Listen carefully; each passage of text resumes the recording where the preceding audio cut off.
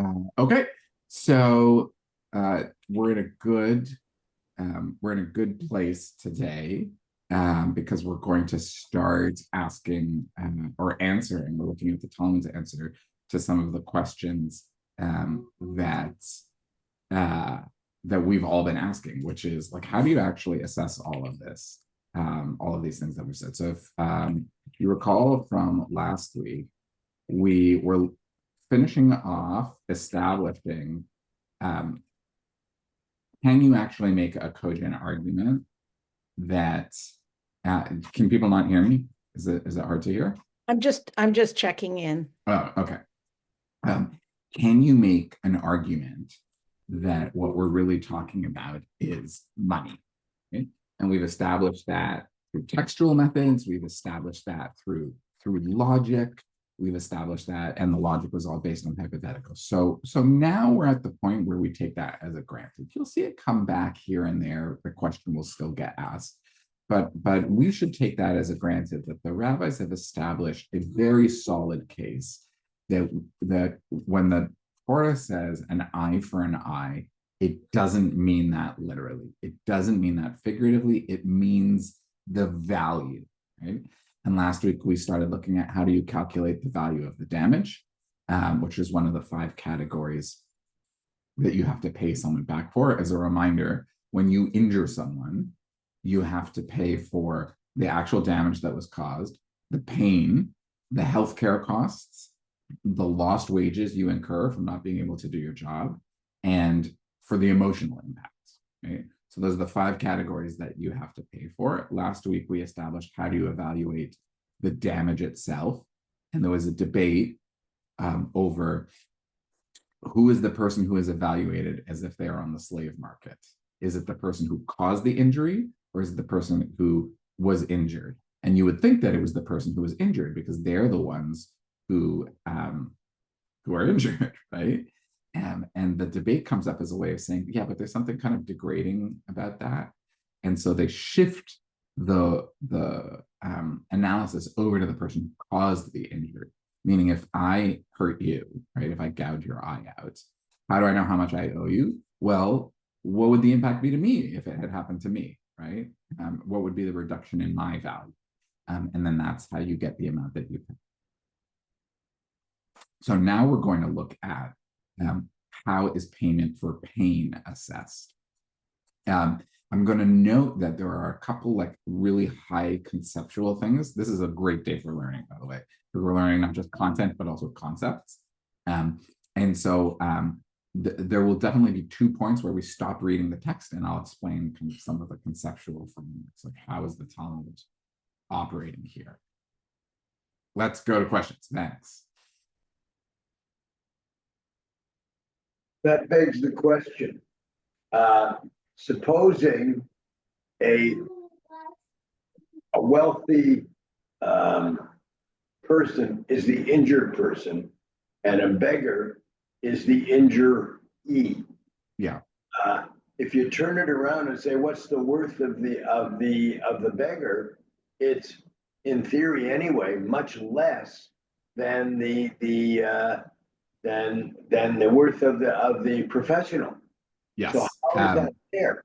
I'm not going to answer that. I'm going to let the Talmud answer that. I don't think it's today. You might have to wait a few weeks, but I have it written down because I think that a similar question came up before. So don't you worry. We're not going to forget that. We will come back and we will see that question addressed.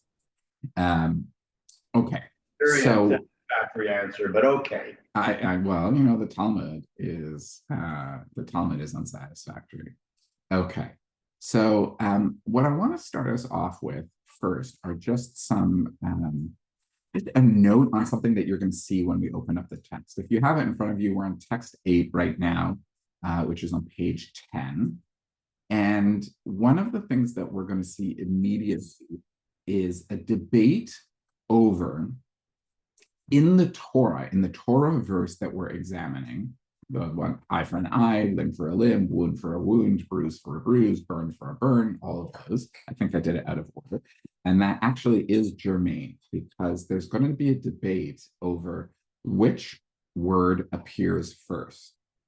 and what the meaning of the order of them is. This is actually really important because in Talmudic interpretation, the first term in a sequence often establishes the paradigm for understanding the rest of the cases. Meaning, if I give you a list of things, the first thing on that list actually helps me understand everything that else is to come. And that's why this debate is about to happen, that we're going to see. Okay. We'll say more about what that looks like specific to the text that we're looking at in just a second. Okay. So, John, I think this was your question last week. So will you kick us off reading? Yeah, you got to make that bigger. Sure. Bigger, louder. Yeah, I get it. Okay. I think it's the way that it's formatted, to be honest with you. Oh, okay. Okay, go for it. No, Really? You still can't No. see this? It hasn't done a small? thing. It's Yeah. huge on my screen. Okay, hang No, on. Let me there's restart. there's something wrong with the way you shared it. Oh. Preview? I'm not sure you were sharing the right page also. No, There you go. I'm on the right page. No, I didn't do anything. Now you got. different. Now I Okay, got just it. a No, glitch. because I had your toolbar and everything else. Oh, weird. Good. Okay. Yeah. Okay. Okay, give me just 1 second. I'll zoom back in.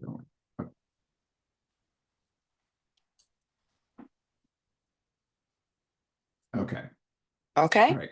Kick us off.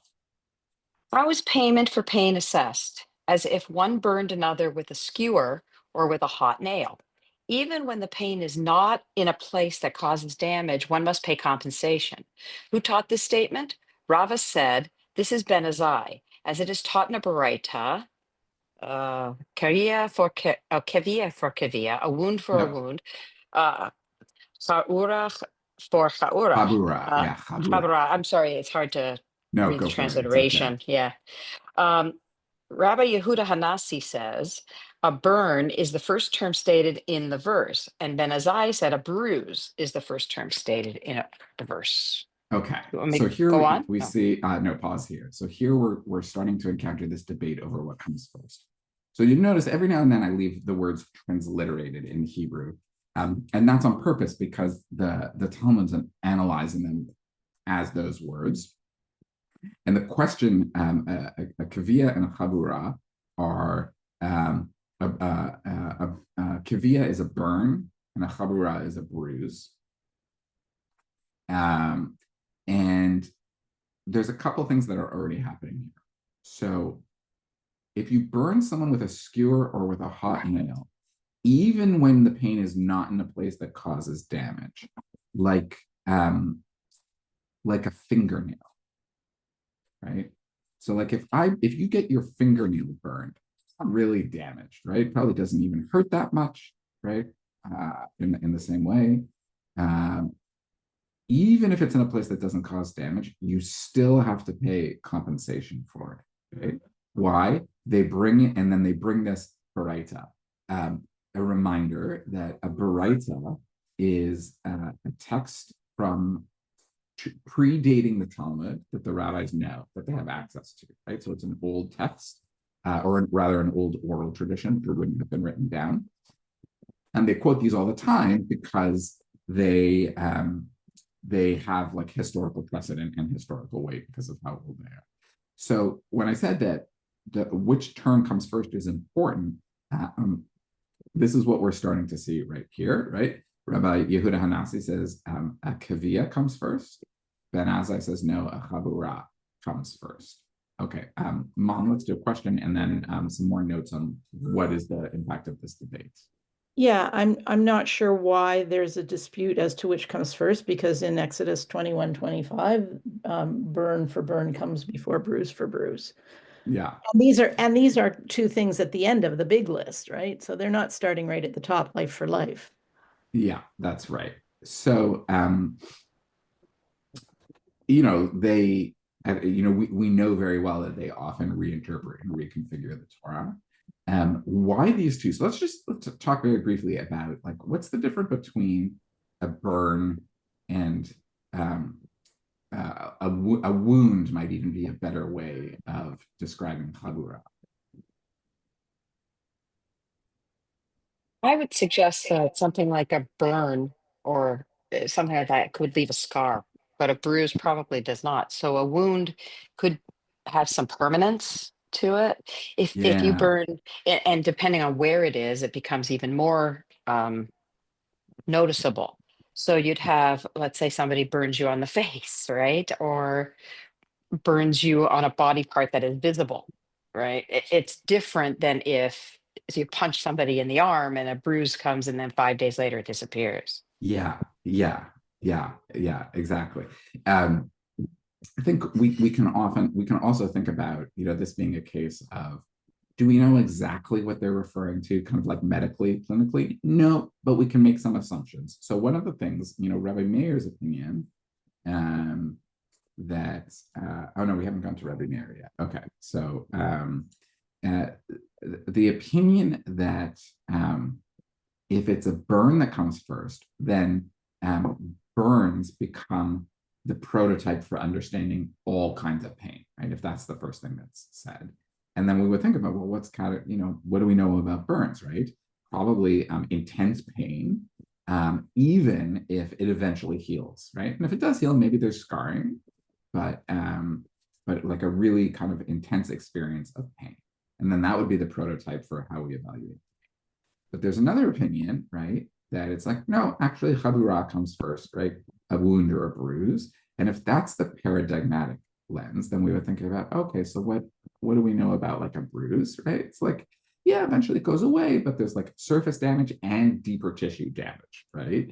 So like then that becomes the model. And then you would say, when I'm evaluating other people's pain, how do I know what counts as pain? How do I know how bad it has to be? How do I assess a value for each of those? So the practical implication is when other people experience pain that we cause, if there is suffering but no lasting damage, right? Is it more like a burn or is it more like a bruise? Right? That has practical implications for where we go here. Meaning, does there have to be like a lasting damage, or does it just have to be really, really painful in order to trigger needing to pay for it? All of that in just the first little chunk right there. And that's all encapsulated in the Talmud's initial question. Like, how would you even assess this, right? We know that people experience pain differently, and we know that there are different kinds of pain. So which is it? Okay, so all of that kicks us off. Okay, Dawn, yeah, can you keep going with regard Sure. to what? With regard to what do they disagree? Rabbi Yehuda Hanasi holds that kavia indicates an injury with no bruise. The Merciful One writes, Havara, it is to reveal about the meaning of kavia, that if the burn also has a bruise, yes, the one who caused the injury must pay compensation for pain. But if the burn has no bruise, no, the one who caused the injury does not pay compensation for pain alone. Right. So Yehuda Hanasi thinks that kavia, the burn, means it's an injury with no bruise, and therefore you'd be liable to pay, right? Even if there's no bruise, you still have to pay. Do I have to see a physical indication of the pain? No, you don't. You just have to have experienced the pain, right? And remember, the merciful one is God, right? And they're saying, well, why did God put these words into the Torah, right? To reveal that, oh, if there was a bruise also, yes, you still have to, right? Saying it's a way of saying it's not limiting it only to cases where there's pain but no mark.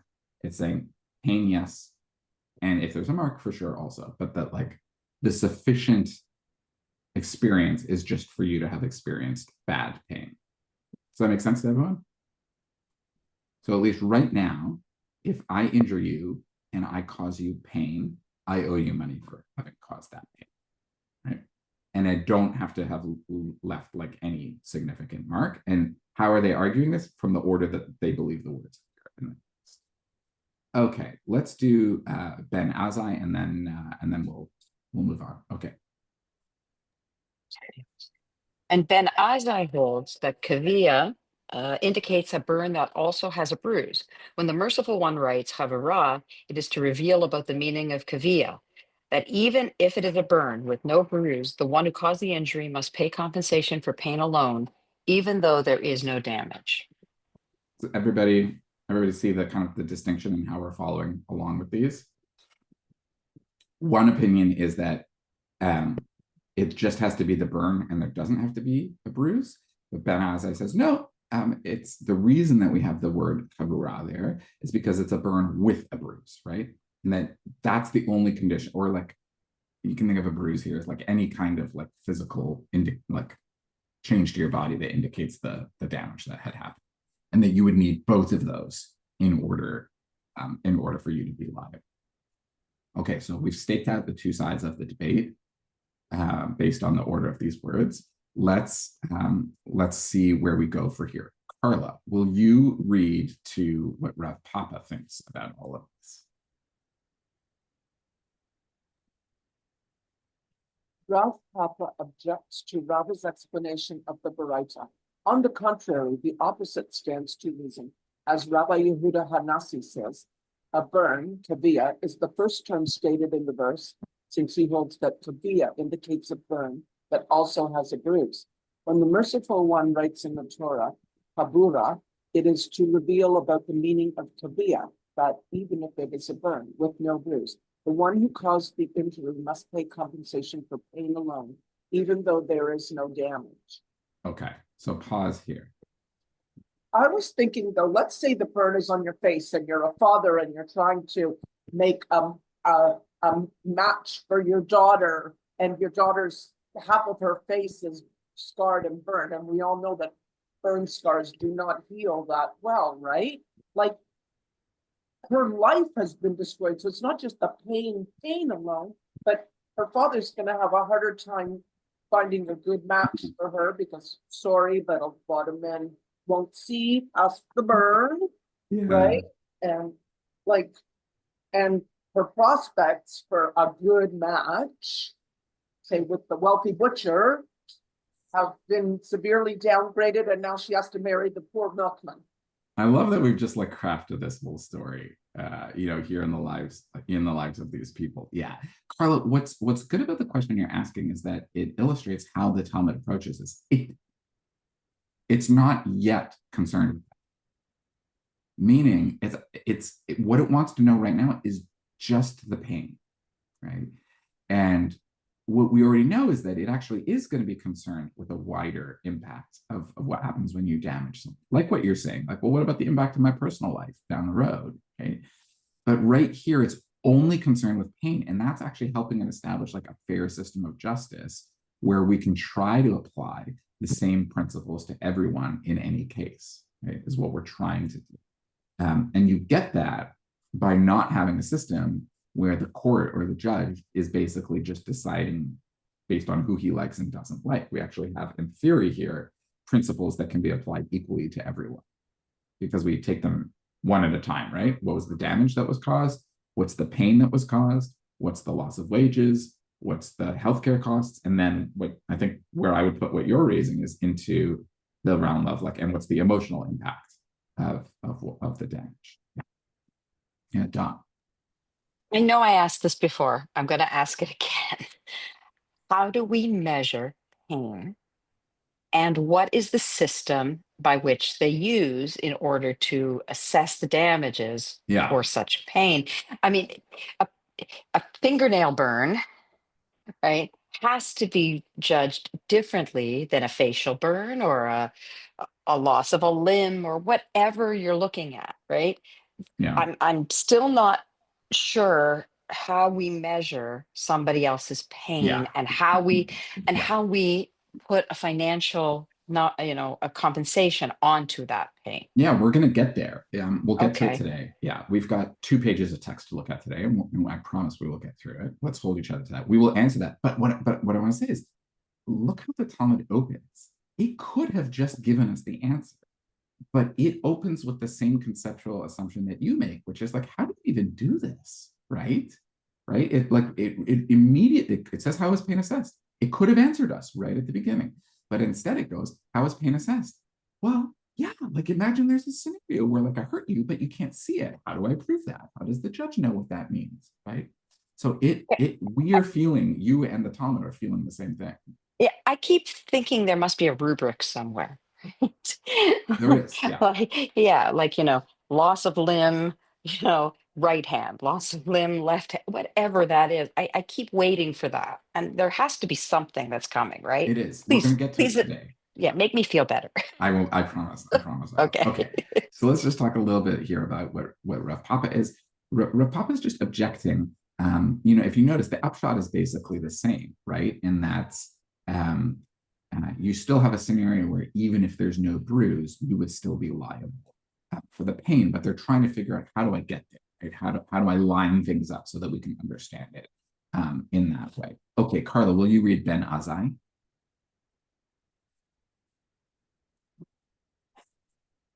Ben Azai says that a chabura is the first term stated in the verse, as he holds that kavia indicates no bruise. When the Merciful One writes chabura, it is to reveal about the meaning of kavia. But if the burn also has a bruise, then yes, the one who caused the injury must pay compensation for pain. But if no, then no. The one who caused the injury does not pay compensation for pain alone. And the statements of Rabbi Yehuda Hanassi and Ben Azai are based on their final understanding of the verse. Okay, so pause here. So everybody see the two ways that we could look at this? Right? One is, does Chabura give us additional information about what are all of the sufficient conditions before you have to pay someone for causing pain? That's one interpretation. That's if it comes first, right? Because we've established that the wound is a critical element of everything else that's to come. Or if it comes second, does it just give us an example of a scenario that might be painful? And you don't need it, but if you have it, it counts. Those are the two sides of the debate here. Okay. So we're going to encounter now, here's the second pause that I told you was coming, where we're going to step away from the text. This is part of I'm going to give us a few words. You will know this word if you've ever done biblical criticism or legal theory or philosophical hermeneutic, right? A hermeneutic is a lens or a principle, right? It's a way of understanding and interpreting text or scenarios. And the Talmud has all sorts of hermeneutics, ways of, like, principles by which you can interpret. We are familiar with some of them, right? Those of us who have been studying for Talmud for a long time.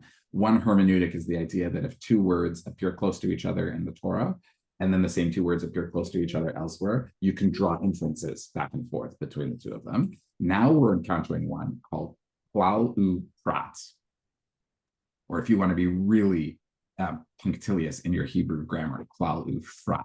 The P would change to an F. But for our purposes, klal uprat. Klal uprat means from the general to the specific, or from the general to the particular.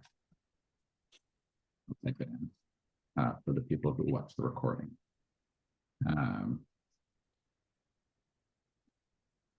Okay. This is a really, really, really, really, really important principle. It's one of just like the rabbi's basic fundamental principles of interpreting the Torah, right? And it deals with, how do you interpret passages where a general statement is followed by specific examples, or vice versa, right? So here's how it works. When a general statement is followed by particular examples, the law is limited only to those particular examples. I'll say that again. If the Torah opens with a general statement and then gives you specific examples, that would be klal uprat, general and particular. The law is limited only to the very specific things that have followed and nothing else, right? It's only the things that are on the list, nothing else. For example, if a verse in the Torah says, you shall bring an offering, and then specifies from cattle, sheep, and goats. So I feel like we're doing like elementary school grammar, right? The general statement there is you shall bring an offering, and then the particular is cattle, sheep, and goats. The law is understood to apply only to those three animals, cattle, sheep, and goats, and nothing else. Does that make sense? Anybody want to ask legal questions? We have a lawyer. Okay, So that's one. That's klal u prat. But guess what? You can flip it. We can have prat u klal. And so it also works in reverse. So for example, when the Torah gives you particular examples that are then followed by a general statement, then you can interpret the law to extend beyond just those particular examples and include everything within the general category, right? And this is as I said, it's like a very basic form of biblical interpretation. It helps determine the scope of all biblical commandments. So we have examples of this that are outside of the Torah and outside of the Talmud. We have it. I'm gonna butcher this, but I'm glad that Phil is here. There's a principle, and I understand that like not all lawyers are the same. There's a principle called ejusdem generis in common law systems that's directly analogous to this. It's basically the same thing. Meaning, when a law lists specific classes of things and then refers to them in general, we would understand that the general statement only applies to the same kinds of things specifically listed. So for example, let's say you had some kind of civil regulation that referred to tables, chairs, desks, and other furniture, right? Tables, chairs, desks, and other furniture. Courts would interpret other furniture to mean office furniture and not patio furniture, right? Phil, did I do that? Does that make sense? Are we in your Yes, realm of exactly right. Yes, okay, great, right? All right, so it's the exact same principle, right? If it said cattle, sheep, goats, and other offerings, I would know that like, we were talking about animals and not like my diary that I've, is very important to me. I'm going to offer it to Hashem. Like, no, right? We're like clearly in a particular realm, right? You also see it in epic poetry. It's very, very similar. Like this is like a classic mode of interpretation. So the Odyssey by Homer begins with, and I'm not a classic scholar, so I definitely wrote this down. Tell me, O muse, of the man of many devices. There's the general statement, and then what do we get? All of the specific things that happen afterwards. So this is very common. It appears across different traditions. We have it in our legal traditions. It's also here in the Talmud. Okay. So,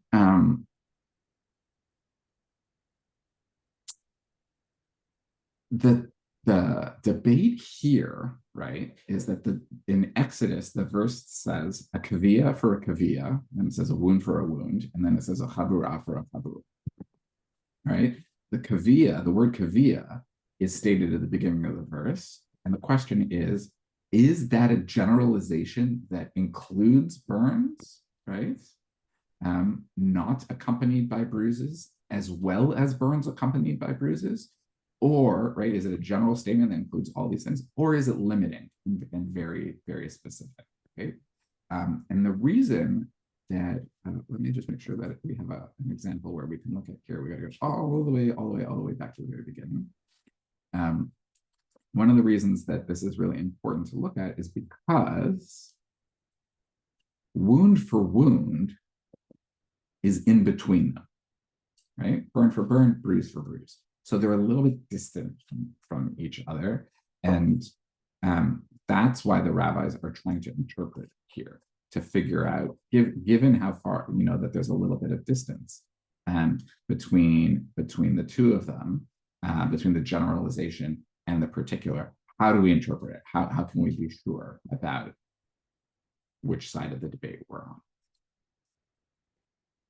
Okay. So now we're going to try and solve that. And once we solve that, then we can actually get to like the cost benefit analysis of all of this. Okay. Mom, will you read alternatively?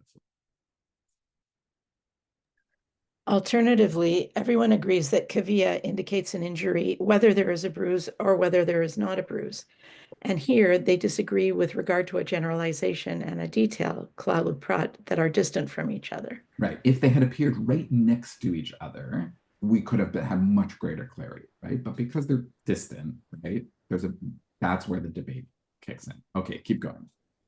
Rabbi Yehuda Hanassi holds one does not derive the halacha by employing klal uprat, and Ben Azai holds one does derive the halacha by employing klal uprat. Okay, pause. This is because there is the there's an intervening phrase. That's Rabbi Yehuda Hanasi's point of view. He's saying, like, hold on a second. There's something in between these two things. Don't rely on klal uprat here, right? And therefore, according to this, if we went back and looked at what Rabbi Yehuda Hanasi said earlier, the one who caused the injury is liable to pay compensation for pain in all cases, even if it's not a limitation, right? It's not a generalization and a limitation. Why? Because there's something in the middle of the sentence. So don't go to this principle. It's clearly just telling you different examples of when you would be liable, right? And so according to Yehuda Hanasi, if there's a bruise, you pay. If there's no bruise, you still pay, right? For the pain that you've caused. But Ben Azai does use klal uprat to derive this, and therefore you would only be liable to pay compensation if there was physical evidence of the pain that you've caused. Does that make sense? Okay, sorry for interrupting, Mom. You can No, finish that's okay. that. I just have a question. Actually, it goes back to when we first started looking at this today. I'm just looking at the original Torah verse, and until we get to these last three, burn, wound, and bruise, the others are much more easily defined: hand, foot, eye, life. But these three, there's a lot more nuance, if you will, Exactly. among these injuries.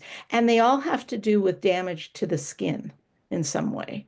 So I'm assuming that that's why they're nitpicking here, because there's Yeah, over. I think that's right. Yeah, I think that's a great interpretation, and you can see that even in the debate over whether klal uprat exists, right?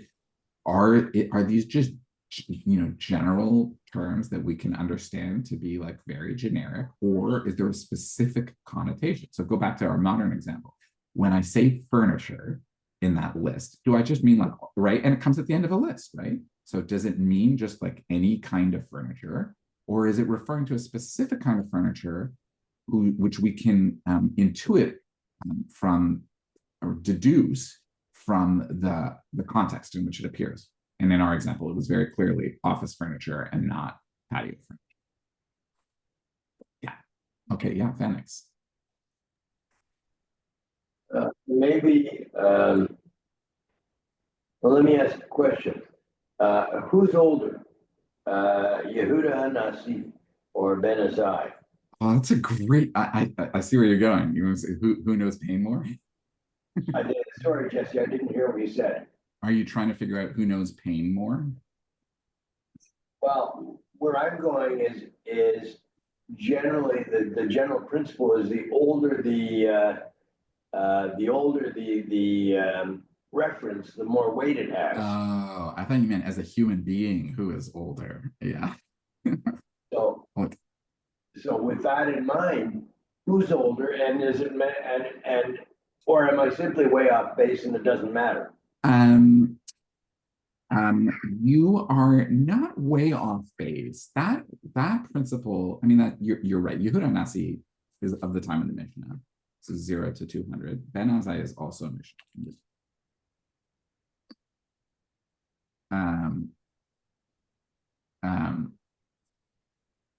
That only applies when we're like trying to like really debate between like two texts rather than two people who are in a debate with each other. Because if it was just always about whoever came first, then all of our debates would be quickly resolved. They're also of the same period, basically. Yeah. Okay. Mom, will you finish this and then we'll pause. Where did I leave off? And if you would say, I think. Why don't you just do the Yehuda Hanasi again so that we can... Okay, Rabbi Yehuda Hanasi holds one does not derive the halacha by employing klal uprat, and Ben Azai holds one does derive the halacha by employing klal uprat. And if you would say, according to the opinion of Rabbi Yehuda Hanasi, why do I need Torah to state chabura for chabura? It is to teach the halacha of additional money. Okay, so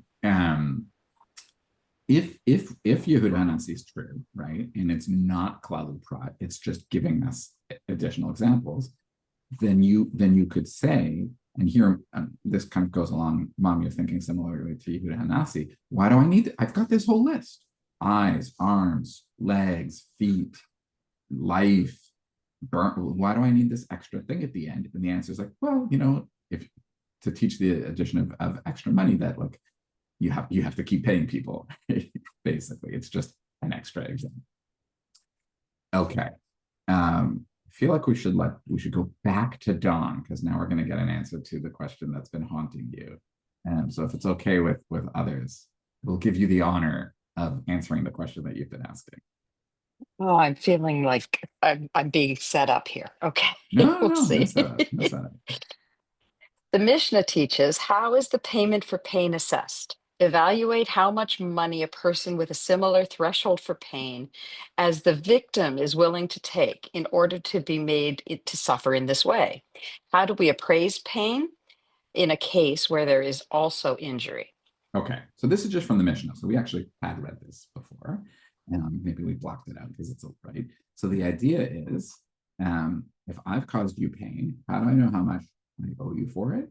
We figure out like, okay, how much a person with a similar threshold for pain. So there's the first kind of, again, indication that we understand that people experience pain contextually and differently. And then we say like, well, it's almost like a little kid question, like, if I pay you $1 million, will you let me punch you in the face? It's that. That's what they're saying. How much would an ordinary person with a similar threshold for pain be willing to be paid in order to suffer the same pain that you caused? Okay, Sharon.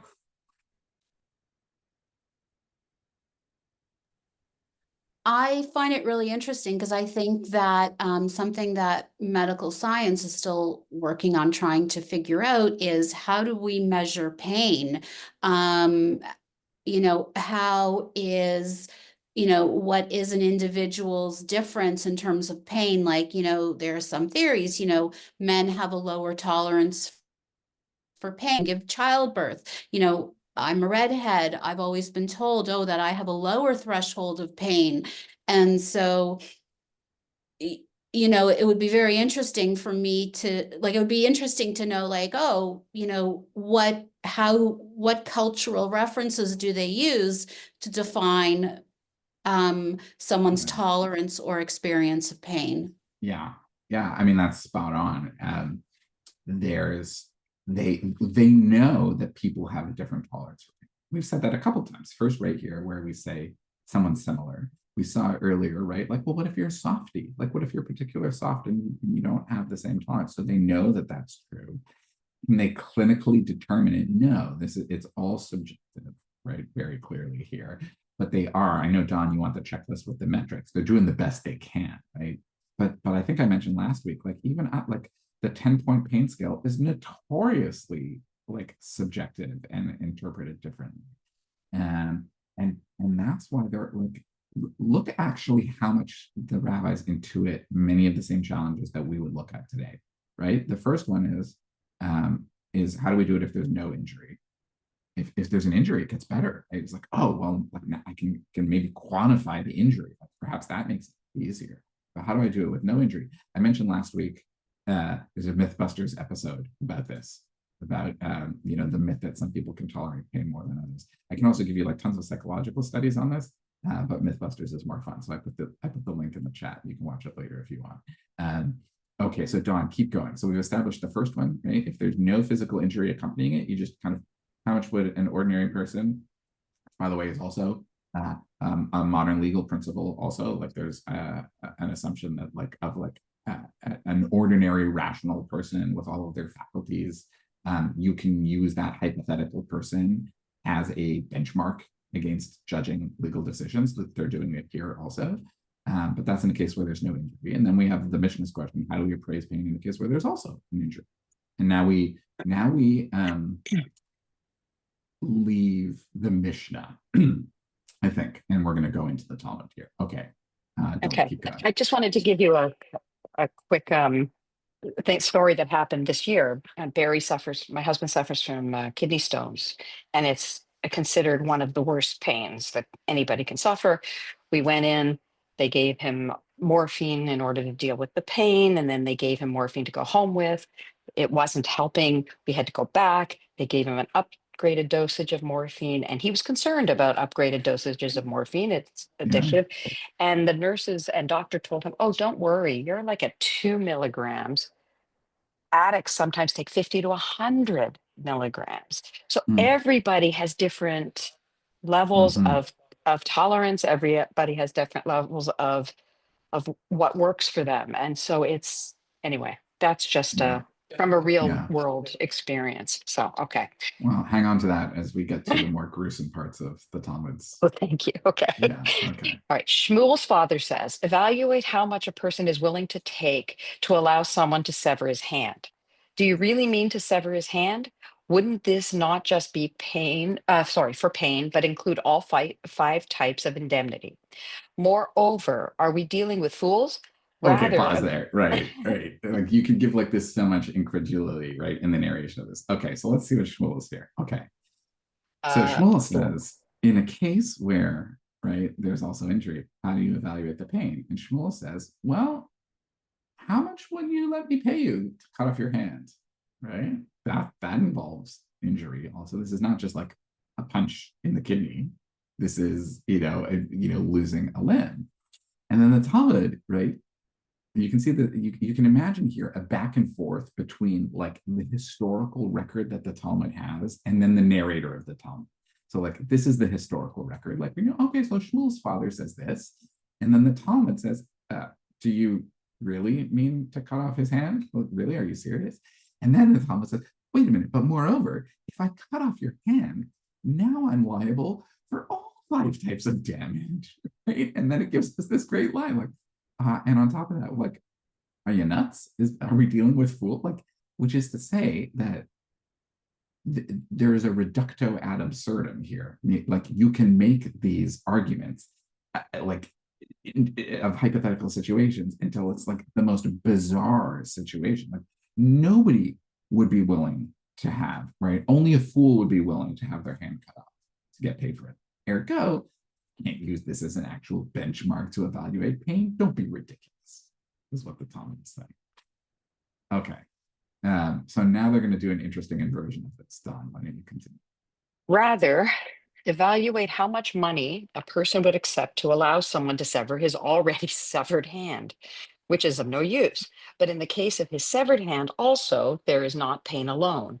But there is both pain and humiliation because it is an embarrassing matter for him to take a part of his flesh to throw it to the dogs, to throw All it to right. dogs. So like the way out of this is to say, okay, fine, we're not actually going to cut someone's hand off. Let's imagine somebody who's already lost their hand. Then go ask them, right? And hello, person who's already lost your hand. How much could I pay you to cut off your hand, which has already been cut off, right? That's how they get out of it, is by saying, like, we're not actually going to cut their hand off. We're imagining somebody who's already lost their hand. But even in this scenario, the Talmud comes back and says, but even then, like, there wouldn't be pain alone, right? It would be humiliating, right, to imagine this. Okay, so we don't yet have a functioning metric for pain plus damage, right? Okay.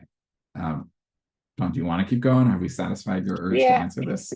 I'll do one more. It's okay. Okay, rather, evaluate how much a person is willing to take to sever his hand, which is condemned by a writ decree from the government to be severed, changing the decree from having it severed by means of a drug to a sword. The sages say, here too, one would not take money and cause himself pain. okay. What's happening? Let's see if we can parse this one out. What's the change here that they've made as we're trying to make this a little less absurd and more palatable?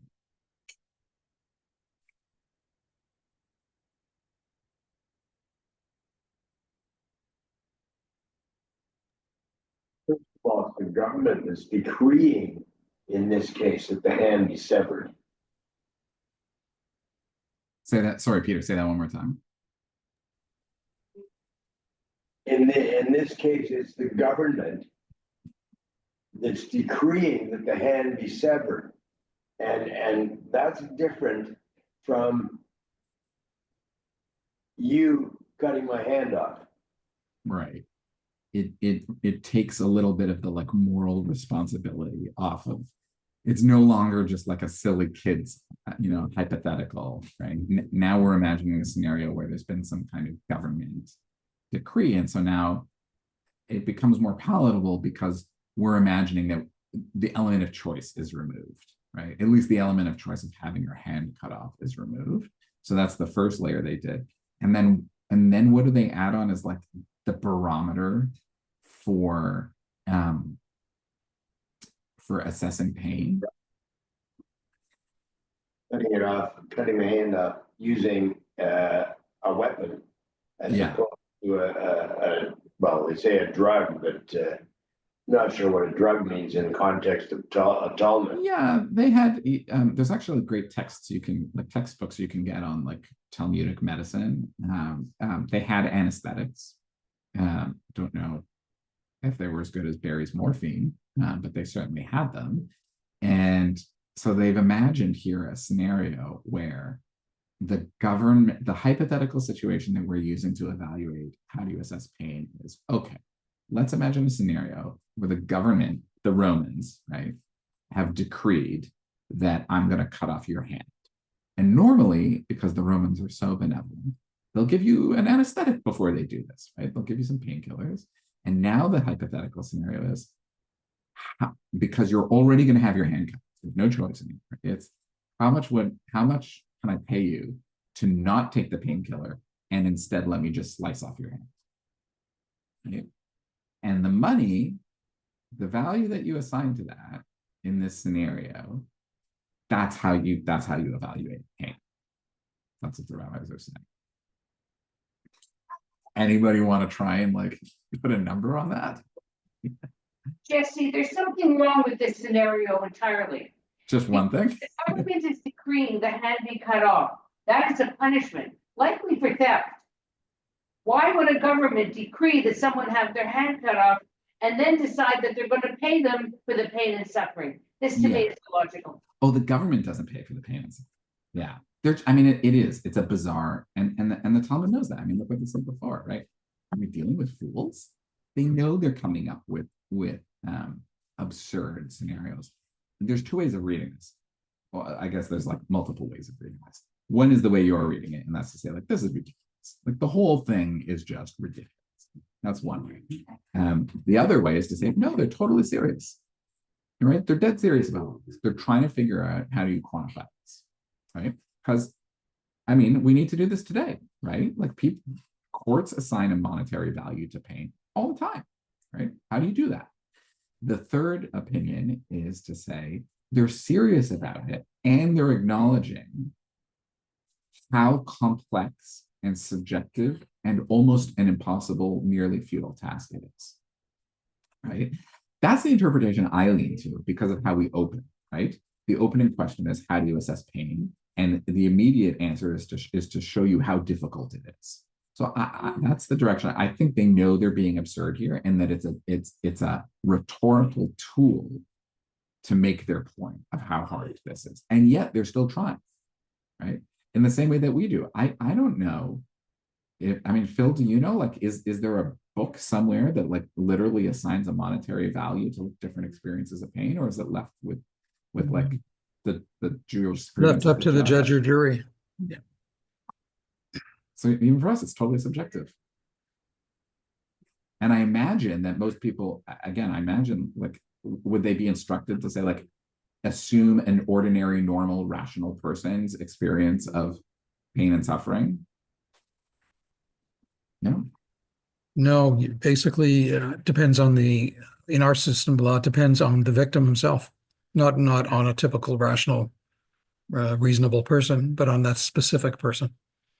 So there's a difference for here where they're trying to establish some kind of objective baseline, but it's still subjective, right? Mm-hmm. Yeah, completely. Yeah, completely. Yeah, Vanix, and then we're actually gonna make it to the end today, which is great. And then Mom. I think that Phil is wrong by any means. However, many insurance policies will actually list a value of arms, limbs, etc., as to what the value they would be if you lose them in the course of an accident. Yeah. Now okay, so great. So this is so good. Sorry to interrupt, but that's totally different because that's a contract. That's a contract between the person and the insurance Right, company. right. That's got nothing to do with this. Right. It's before the fact, right? So you've agreed before going into a scenario what the value will be. And here we're dealing with what happens after. And we're dealing here also with, like, it could be negligence, it could be unintentional, it could be on purpose, where all of this has happened after the fact. There is a halachic question as to whether or not Jews should take out insurance. And it will be featured in an upcoming episode of a podcast, which I'll recommend to everyone when it comes out, because it is somewhat related to the questions that are emerging here. And the other part, sorry, is that you can decide you want more coverage. You can say, I'm going to pay a higher premium and get a higher coverage. So it's completely whatever you agree to. Yeah, and here there's no, right, exactly. Here there's no advance. Mom. There's no endpoint for the subjectivity, and that's what really makes this so difficult. And you're talking about, your average human being. There's no such thing as an average human being. There's, because, like, how do you even define that? Is it a man? Is it a woman? How old are they? And is there sort of a neutral comparator? Is that a word? To each person? Like, do That's what I they're trying to do. Yeah, do I, is there a person to whom I personally should be compared when assessing damages? It's just like infinitely complicated. And on both sides, for victim and perpetrator of the pain. And that I'm thinking about the other thing I wanted to say is that I think we rely a lot on the civil side of the law. We rely a lot on case law. We know that in 80% of cases where a limb is lost, these are the kind of damages, like in comparable cases, right? So we have precedent to rely on. I was injured in a car accident a long time ago, and my lawyer / brother-in-law, basically explained to me, this is what you get for this type of injury. We know that this is what the courts will approve. We can keep this out of the court and settle because we know this is what you would get in this particular situation for pain and suffering. Another one of the problems in all of this is that you don't know how long pain and suffering are going to last. Why is that directly related to what we've been looking at? There's the burn and then there's the bruise. Right. The bruise is the long-term suffering. Yeah. So in my particular case, the pain, technically speaking, was or the effects of the accident have been permanent, not debilitating, but permanent. Yeah. And we don't know that at the time the settlement is being made, right? So that's where this infinite subjectivity comes in. That's right. And that's exactly the debate the rabbis are encountering. Where do you put the limits on this, right? Is it only for, like, what appears to be the immediate pain that's happened, or, which is the case of the burn, or the bruise, which lasts longer, and indicates like a deeper pain? Do you need to include that also, right? And how do you factor for it? And note that the question, how do we assess for pain, is answered pretty quickly. The question, how do we assess for pain and long-term suffering, is much longer.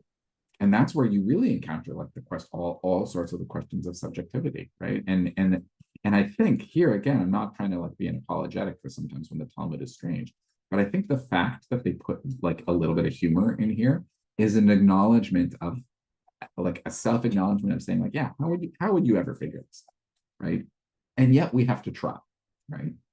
And yet we have to have some approach to this. Otherwise, we don't have a system where we have this kind of legal accountability. Okay, let's go back to the Vanix, and then we'll finish off readings.